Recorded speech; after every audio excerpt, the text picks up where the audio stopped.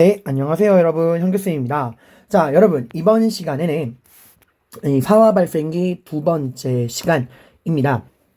자, 우리가 지난 시간 때 배운 내용이 뭐였죠?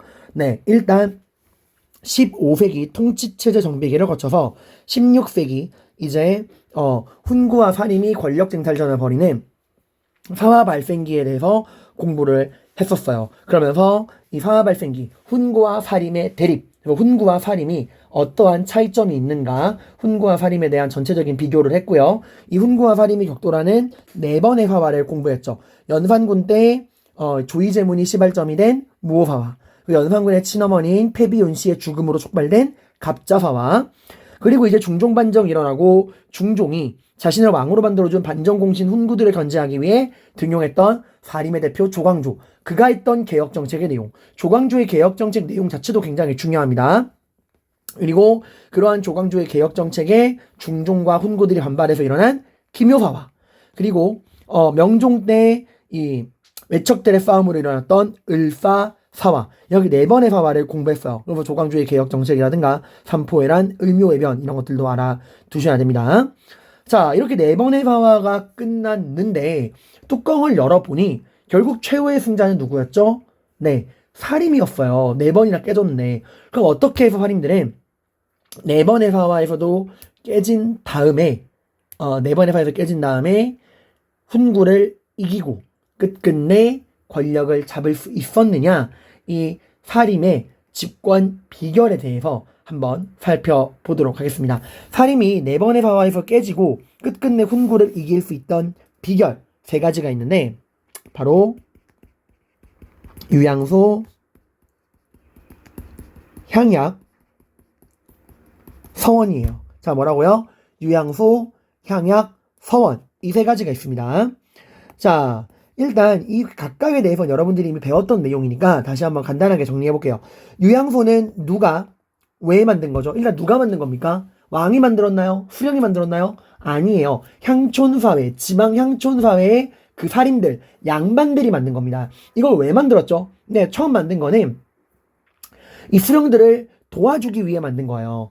왜냐? 조선시대 수령은 굉장히 막강합니다. 기본적으로 조선 자체가 처음에 이제 이 정도전과 급진파 사대부들이 나라를 만들고 체제를 정비했던 15세기 때까지만 해도 굉장히 강력한 중앙집권을 추구했었어요. 그래서 고려와 다르게 모든 군현의 수령을 파견하게 됩니다. 그러니까 수령이 파견되지 않은 속군속현이라든가 항소, 북곡 같은 특수행정구역이 사라진 거죠.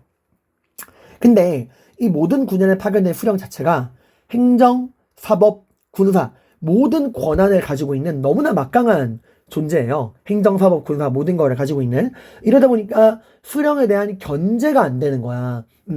그래서 어떻게 했죠? 수령에게 제약을 걸었죠. 일단 수령은 본인의 친인척이 있는 곳이나 본인의 출신 지역으로는 갈 수 없다. 상피제. 그리고 한 지역에 일정 이상 머무를 수 없다. 임기제. 이런 상피제랑 임기제로 제약을 걸었단 말이야. 자, 이러니까 어떤 문제가 생겼죠? 네, 수령을 견제하는 건 좋은데 수령은 그 지역을 다 수려야 되는데 그 지역에 대해서 좀 알만하면 다른 지역으로 옮겨야 되는 거야. 그래서 만드는 게 수령과 다르게 한 지역에, 그 지역에서 태어나서 그 지역에 수십 년 이상을 뿌리박고 살고 있는 그 지역의 토착, 향촌 양반들이 만든 자치기구 유양소가 등장을 하는 거야. 그 향촌 양반들이 만든 자치기구인 유양소가 이제 수령을 도와주기도 하고 견제하기도 하는 겁니다. 그러니까 유양소는 그 향촌에 있는 양반들이 자치를 위해 만든 향촌 자치기구예요. 만들어진 이유가 뭐라고요? 처음에는 수령을 도와주기 위한 거, 그리고 수령을 견제도 하고 향리를 감찰하고 백성을 교화하고 여론을 형성하는 이런 역할들을 하게 되는 향촌 양반들이 만든 자치기구입니다. 이게 왜 사림들에게 도움이 되냐? 여러분이 수령이에요. 여러분은 그 지역에 대해 아무것도 몰라. 그리고 3년 있으면 떠나가야 돼. 그러면 여러분 입장에서, 수령 입장에서 그 지역에 수십 년간 뿌리박고 살던 그 향촌 양반들이 만든 자치기구인 유양소의 의견을 여러분들이 무시할 수 있나요? 아니죠. 무시할 수 없고 당연히 지방행정에 적극적으로 반영할 수밖에 없는 거야. 그래서 이 향촌 양반들이 유양소를 통해 내거는 의견이 지방행정에 적극적으로 반영될 수밖에 없다라는 거고요. 그 다음에 향약. 향약은 제가 저번 시간에 이야기했죠. 향약은 누가 이것도 왕이나 수령이 만든 게 아닙니다. 국가에서 정한 법이 아니에요. 향촌사회에 있는 양반들이 그들이 만든 약속입니다. 누구에게? 백성들에게 지키라고. 그러니까 향촌사회에 있는 그 향촌의 양반들이 그 향촌의 백성들에게 지키도록 강요하는 향촌사회의 약속, 향촌의 자치 규약이에요. 이걸 어기면 당연히 벌을 줄 수 있고요. 그러니까 국법 말고도 향촌 양반들이 자기들만의 약속과 룰을 만들어서 백성들을 통제할 수 있게 된 겁니다. 이러한 향촌사회의 자치규약인 향약으로 인해서 이 향촌사회의 살림의 영향력이 늘어나고 이 살림 중심의 향촌 질서가 양반 중심의 신분 질서가 확립될 수 있다라는 거고요. 그 다음엔 또 서원이죠. 서원은 그 약간 지방 살림들의 시그니처 같은 곳이에요. 애초에 살림들이 지방에서 공부하던 학생들이잖아요. 그죠? 당연히 중앙에 모인 다음에 뭘부터 물어봐요? 어느 지역 출신이냐? 그리고 너 어느 서원 출신이냐를 물어볼 수밖에 없습니다. 왜? 출신 서원이 다르다는 거는 자신이 보고 배운 선생님이 다르다는 거고, 선생님이 다르다는 거는 보고 배운 게 다르다는 거고, 보고 배운 게 다르다는 거는 현실 사회를 바라보는 눈도 다르다는 거고, 그 말은 문제에 대한 해결책 역시도 다르다라는 거예요. 그래서 이런 서원을 통해서 결국 중앙정치에 진출한 이후에도 어느 서원 밑에서 어떤 선생님에게 어떠한 내용을 배웠느냐, 이거에 따라서 의견이 갈라질 수밖에 없는 거야. 그 서원 자체가 그 같은 서원 출신의 지방 양반들의 다수의 의견인 공론, 여론을 형성하는데 큰 영향을 미치고, 이게 중앙정치에도 무시하지 못할 파워를 지니게 되는 겁니다. 그리고 이런 서원은 학교인데요, 오늘날의 학교랑 다르게 교육뿐만 아니라 종교적인 역할도 하는 제사도 지내는 그런 모습을 보이고 있습니다. 지방 양반들의 공론 형성에서 중앙정치에 영향을 미친다라는 거예요. 자, 이런 유양소 향약 서원 모두 어디를 장악하는 거죠? 네, 지방 향촌사회를 장악하는 거예요. 그러니까 그 살인들이 그 지방의 향촌사회를 장악하는 그러한 원동력이 되는 게 유양소 향약 서원입니다. 그래서 유양소 향약 서원들을 통해서 그 지방 향촌 사회를 굳건히 장악한 이 살인들이 중앙 정치에서 설령 훈구들에게 밀리더라도 이 유양소 향약 서원을 통해서 지방 향촌 사회를 장악을 했고, 그 향촌 사회를 장악한 기반으로 끊임없이 재기해서 중앙 정치에 도전하는 거야. 그러니까 중앙 정치에 밀려나도 향촌 사회를 장악했으니까 금방 다시 힘을 모아서 또 도전하고, 이런 것들로 인해서 끝끝내 훈구를 이길 수 있었다라는 거예요. 자, 그럼 이렇게 권력을 잡은 살인들, 이 살인들이 중앙정치에 본격적으로 진출한 게 선조 때입니다. 그러니까 선조 때 가면은 훈구들이 끝장이 나고요, 살인들이 완벽하게 중앙정치를 장악하게 되는 거예요. 그리고 선조 때 권력을 잡은 살인들이 이때부터 당을 나누게 됩니다. 자, 그래서 이때부터 살인이 권력을 잡은 다음부터 붕당이 나누어지는 붕당 정치기가 시작이 되는데, 이 붕이라고 하는 건 친구붕자고요. 친구붕. 이 당은 무리당자예요. 그러니까 친구들끼리 무리를 만들었다. 그러니까 오늘날의 정당을 생각하시면 됩니다. 더불어민주당, 국민의힘당, 정의당 같은 정당을 생각하시면 되는데,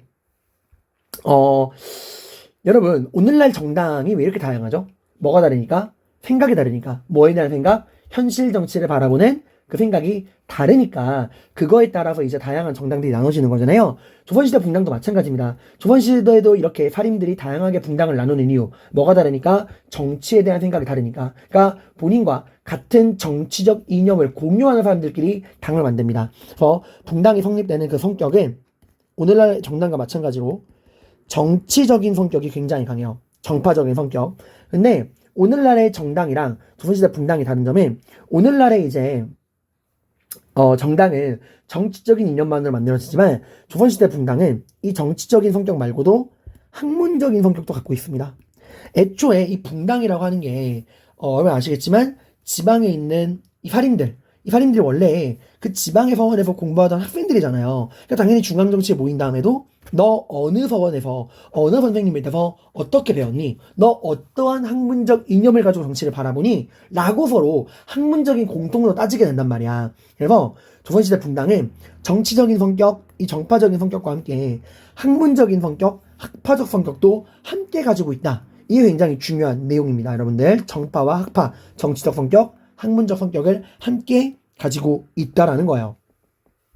자, 그러면 여러분 이렇게 다양한 정치적 학문적 이념을 가진 이 사람들이 중앙정치에 진출해서 각자 가지고 있는 정치적 학문적 성격과 이념에 따라 정파와 학파에 따라 다양한 분당을 만들겠죠.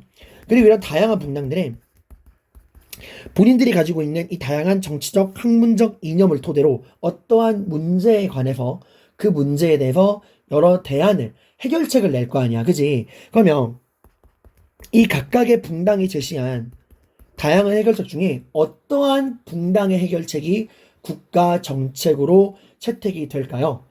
네, 오늘날과 비슷합니다. 가장 많은 양반들의 지지를 받은 공론과 여론, 양반들 다수의 의견이 공론과 여론의 지지를 받은 분당의 해결책이 국가의 정책으로 채택이 됩니다. 우리가 조선시대 분당은 이 여론, 공론을 굉장히 중시한다는 거예요. 다만 이 공론과 여론이 오늘날 같은 경우에는 국민의 의견이지만 조선시대에는 이런 국민이나 조선시대 국민이라 말 안 쓰죠. 백성의 의견이 아닙니다. 오늘날의 여론이야 국민들의 의견이지만 조선시대의 여론은 달라요. 백성의 의견이 아니라 양반들의 의견. 이걸 이제 공론 여론이라고 합니다. 그러니까 여러분 당이 내건 정책이 제시한 의견이 여러분 당만의 정치적 학문적 이념에 따라서 내거는 제안이 정책이 국가 정책으로 채택이 되기 위해서는 다수 양반들의 뜻, 다수 양반들 공론 여론의 지지를 받아야지만 여러분 당의 정책이 국가 정책이 될 수 있는 거예요. 그러면 공론의 지지를 받으려면 어떻게 되냐? 일단 중앙 양반들의 공론 형성에 영향을 미치는 게 뭘까요? 오늘날 국민의 여론 형성에 큰 영향을 미치는 게 바로 뭐죠? 언론입니다. 그죠? 조선에도 언론이 있어요. 바로 중앙에 있는 삼사입니다. 이 중앙 양반들 공론 형성에 큰 영향을 미치는 건 바로 그 언론기구인 사원부 사관원 홍문관 삼사예요. 그러면 여러분 정당의 의견이 국가 정책이 되기 위해서는 양반들 다수의 공론의 지지를 받아야 하고 그 중앙 양반들의 공론의 지지를 받으려면 그 공론 형성에 영향을 미치는 삼사를 장악해야 돼요. 그럼 그 삼사는 누가 임명하냐? 왕도 아니고 영의정, 좌의정, 우의정도 아니고 이조의 책임자인 이조판서도 아닙니다. 오히려 이게 약간 조선의 반전인데 문관의 인사권을 담당하는 이조라는 관청 안에서도 중하급 관직인 전랑, 이조 전랑이 이 공론의 형성에 영향을 미치는 삼사를 임명을 합니다. 이조 전랑은 합성어예요. 이조 정랑과 이조 좌랑의 합성어인데 이조 정랑은 정오품, 이조 좌랑은 정육품 관리입니다. 그래서 이 둘을 합친 거예요. 그러니까 좀 중하급 관리인 이 이조 전랑이 삼사를 임명하는 거야. 그러면 이조 전랑을 장악해야겠네요. 근데 이조 전랑은 누가 임명할까? 자기 자신이 임명합니다. 이게 이조 전랑의 무서움인데 이조 전랑은 중앙 양반들의 공론 형성에 영향을 미치는 삼사에 대한 임명권뿐만 아니라 자신의 후임자를 자신이 추천할 수 있어요. 후임자 추천권을 가지고 있습니다.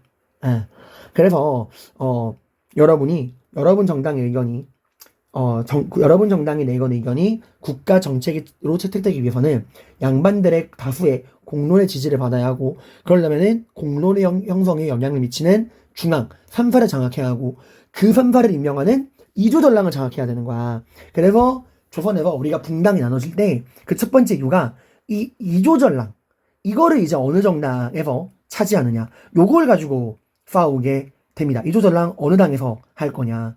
영의정 좌의정 가지고 싸우는 게 아니에요. 근데 중앙 양반들의 공론 형성에 영향을 미치는 게 삼사래매요. 근데 양반들은 중앙에만 있는 게 아니잖아. 지방에도 있잖아. 이 지방 양반들의 공론 형성에 영향을 미치는 거 바로 뭘까요? 네, 너 어느 지역에 어느 서원 출신이야? 서원입니다. 어느 서원을 나왔느냐에 따라서 의견이 달라지거든.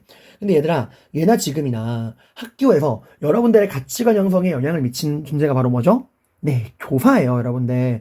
그 당시 같은 서원 출신이라는 건 같은 선생님 밑에서 배웠다는 거고, 같은 선생님 밑에서 배웠다는 거는 같은 학문적 이념을 갖고 있을 수밖에 없다라는 거예요.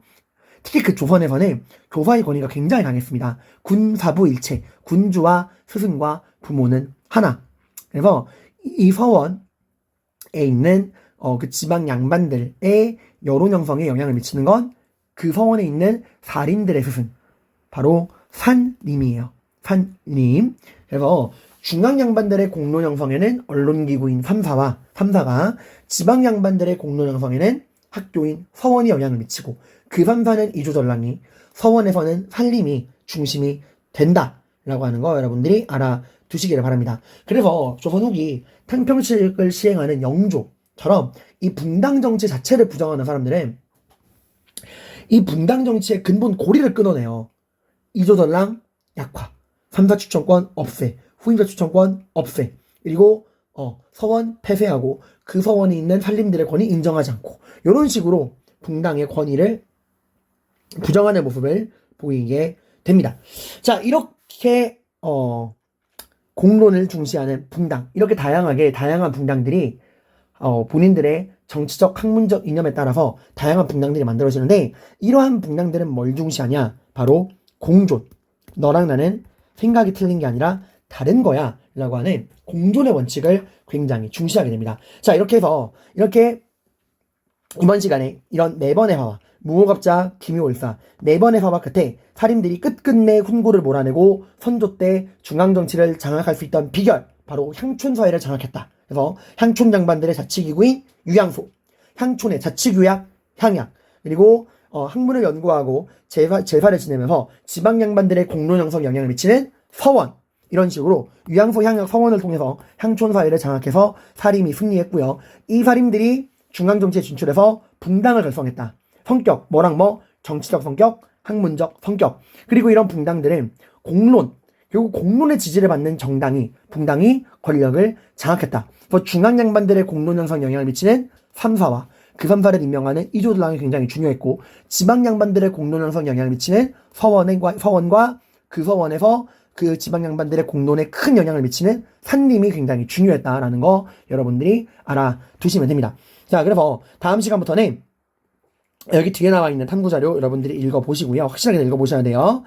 그 다음에 다음 시간부터는 본격적인 살인들이 훈구를 몰아내고 권력을 잡는 16세기에 이은 사화발생기에 이은 17세기 분당 정치기를 공부해 보도록 하겠습니다. 고생 많으셨습니다.